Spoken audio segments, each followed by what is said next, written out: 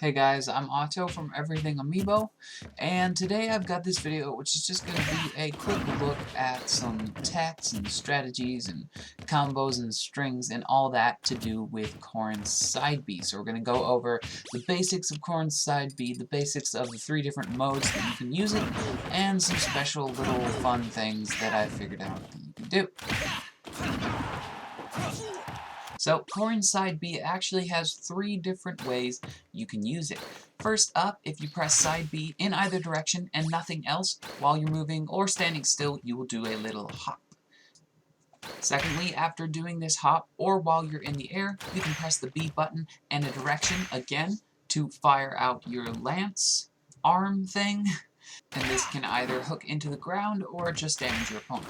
When you're hooked into the ground, you'll stay there and drop down after a number of seconds, or you can press up to fly into the air and move into some other stuff, which I'll talk about soon, or you can press forward to attack forward with a lot of knockback, or press back to also have a hitbox and attack backwards with less knockback. Now, most of you will probably already have known all of that, but here's something interesting that I think only about half of the Corrin players have realized so far. So you can instantly stab your side B into the ground, rather than pressing side B once, waiting half a second, and then pressing again to get into the ground. This is extremely useful and leads into almost all of the things that I'm going to show you today. So here's how you do it. It's a little bit of a misconception that tapping B very, very quickly will get you into this. Yes, that works sometimes, but it's extremely difficult, and you have to be really, really, really fast at tapping B. And I'm not that fast. So the easiest way to do it, and let me tell you, it is actually pretty easy, is slide your finger from the B button to the A button. I'm assuming you're using a GameCube controller here. It's definitely the easiest with a GameCube controller because of where the buttons are.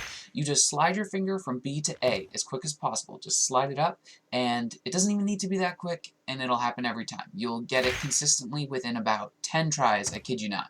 So go ahead and try that now if you haven't. If you already know about it, well, let's continue. So first up is a very, very low percent combo that only works on people who fall fast like Captain Falcon. Use side B to trap them, use your forward attack, and then as soon as you hit the ground, use your side B in the opposite direction. You'll trap them again, and you can do all sorts of stuff out of that. For example, another forward attack into some up air type combos and all of that. There's a lot you can do out of that, but it's not a combo anymore at that point. It's also really useful as just a mix-up string, so if your opponent doesn't really jump a lot after being hit by stuff, you can use this up to very, very high percentages just to bait them not doing anything. It's not going to be a combo, but they're going to be in the exact right place for you to just use side B again. And it's reasonably safe if you miss. As with all of these, I'd recommend trying it out yourself a lot because Corrin has a lot of options that you can do out of these quote-unquote combos, a lot of different strings you can try, a lot of different things you can use to mix it up so that your opponent can't see what's coming next and falls into your strings more often. Taking a step away from combos, Corrin has some pretty interesting movement techs. If you space the distance to the edge correctly or off of a platform, you can cancel your side B's jump animation. This can lead into a ledge grab on the edge, a neutral air or other aerial on the ledge, or some interesting movement around a stage like Battlefield. My favorite is definitely a neutral air on the edge for some really easy edge guarding. Just make sure you're not against an opponent who has an up B with a hitbox that's gonna override your neutral air.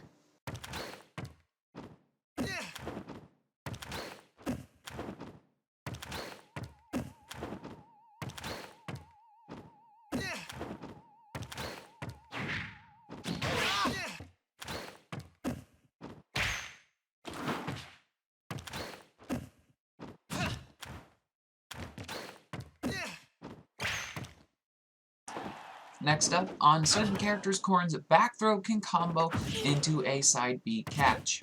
It's pretty simple. Grab your opponent, rush in the direction that they were thrown, and side B. And then it's up to you what you do after that. This is a great mix-up if you're wanting to use a lot of side B stuff, but they just keep blocking.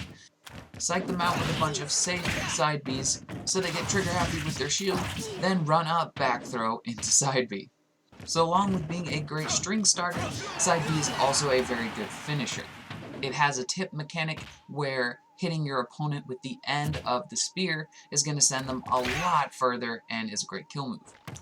If you remember back, I mentioned that there are 2 ways you can activate side B while standing on the ground. Pressing B and then A instantly is great for trying to trap your opponent, but actually it has less range than tapping B twice quickly. So if your opponent is on high damage, as I'm about to do here, and you want to finish them, you can just use the B and A for a little more of a safer approach, but if you know your distance, and you know you can just make that distance, you should just go for it with double tapping B. As you can see, it's a decent bit of difference, and your opponent might think they're safe from your B to A side B, but you can change things up with a double tap B, and go for the knockout.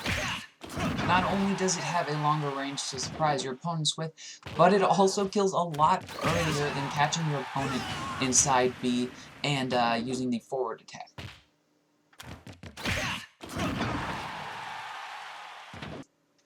Finally, let's talk about that string that we saw at the start of the video. So, if you catch your opponent with a side B, you can press up to jump. Out of that, you can do a lot of things, and one of the most effective is to just down air straight into your opponent.